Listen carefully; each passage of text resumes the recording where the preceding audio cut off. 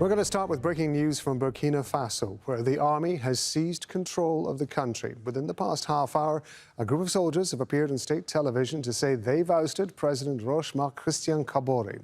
They've suspended the constitution and they've dissolved the government. The ruling party said earlier the president had survived an assassination attempt. Gunfire erupted early on Sunday when soldiers took control of a major military barracks in the capital. Some civilian protesters rallied to support the military intervention. The unrest stems from frustration in the battle against armed groups affiliated with ISIL and Al-Qaeda. Soldiers have been demanding better resources to combat them. Attacks have killed around 2,000 people and forced 1.5 million from their homes. Well, Henry Wilkins is joining us on the phone from the capital, Ouagadougou. Henry, just talk us through everything that's been happening over the last few hours, because it's been very fast-moving. Yeah, absolutely. So all day today, we've been waiting for an announcement from the likely new leaders of the country. Since this morning, the state broadcaster has been under the control of these what were mutineers as of Sunday, but. We didn't get any information throughout the afternoon, and then about an hour ago, Reuters began to report that the president had resigned, and within minutes of that, military troops appeared on the national broadcaster to announce that the government has been dissolved. We also had a statement in the last couple of hours from the former ruling MPP party to say that the president had survived an assassination attempt either earlier on Monday or on Sunday night. Henry, thank you very much indeed for talking to us from Ouagadougou and bringing us up to date with that situation. Henry Wilkins there. OK, we're going to speak now to Nicholas Hack. He's joining us live from Senegal's capital at Dakar. One would imagine that this is going to have significant ramifications for the whole region. Talk us through what you're aware of how the members, for example, of ECOWAS are reacting to all of this. Make no mistake, there are negotiations taking place between West African nations and the new strongman that's in charge of Burkina Faso, that signed the announcement made on national TV. His name is Lieutenant Colonel Paul-Henri Ouagadougou Sandogo Damibe. He is now the new strongman. He's in charge, and there are negotiations in place. The EU want to see the immediate release of Roch Marc Kaboré, the elected president.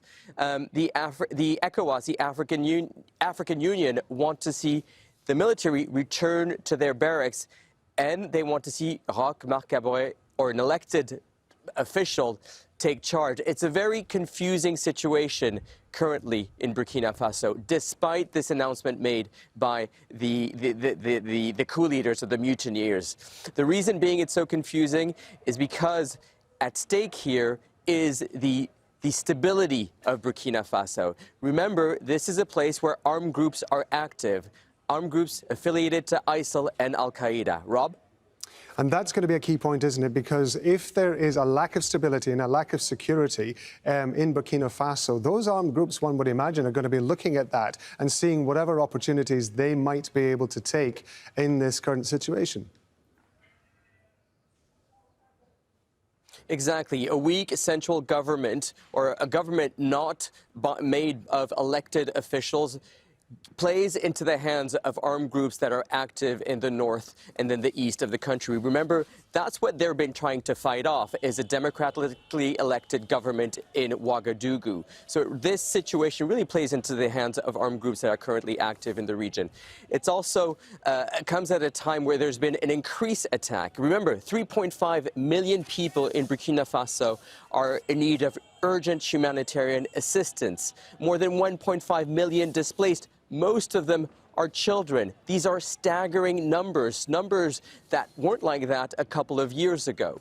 But what you have to see in the background of this is the instability, the political instability, or the lack of ability from the president or the former deposed president in trying to deal with the ongoing security situation. Now, there was the turning point in November, Rob, when there was an attack on some of these troops in the region of Inata, where 50 people had died. 20 of them were soldiers that had gone without food rations for over 2 weeks, that were ill-equipped, and that caused public outcry. What Roch Marc Kaboré did was try to ban or censor the protest denouncing the mounting insecurity, instead of focusing on the security situation in the north. What's interesting about this new strongman, Lieutenant Colonel Paul-Henri Sandogo Damibi, he used to be, and he was promoted as a commander to the north of Burkina Faso by the president himself. He had written a book about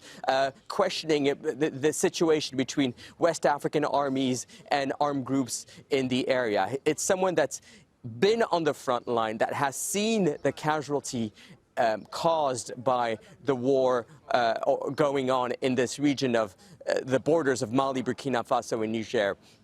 So someone that has an element of support from many soldiers among Burkina Faso's army. Rob? Nick, we've seen a surge in military takeovers across places like Ghana and Chad and Mali and Sudan. The African Union, ECOWAS, and the other African nations must have been very concerned which was next to fall, and it does seem as though Burkina Faso is that one. Is there any indication, you alluded to it slightly in your first answer, is there any indication that there is going to be more sort of intervention or more at least talks with, as you say, the new, what is perceived to be the new leadership of Burkina Faso, or are people just sitting back at the moment and waiting to see what happens next? This is a particularly difficult situation for France, the former colonial power. It has its special forces on the ground not far from the airport of Ouagadougou under the Operation Sabre. In fact, there was a French soldier that was wounded alongside Burkina Faso's military just earlier last week. And so they have troops on the ground in Burkina Faso. Burkina Faso is also a key ally and a key contributor to the fight against armed groups in neighboring Mali. There's a G5 Sahel, a coalition of armed groups in which Burkina Faso is also part.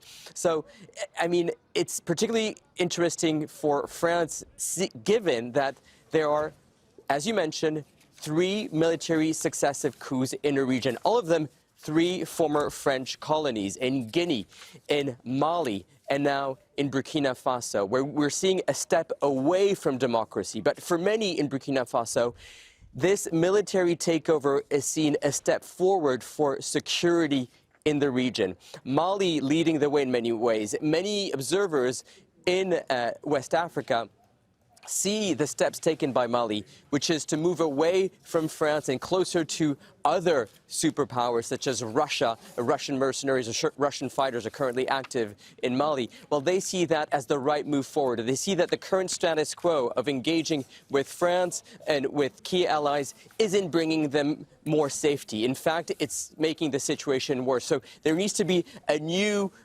plan of action, both for the new leadership in Burkina Faso, but also for their key ally, France, in the fight against armed groups in the region that continues to gain ground. Rob?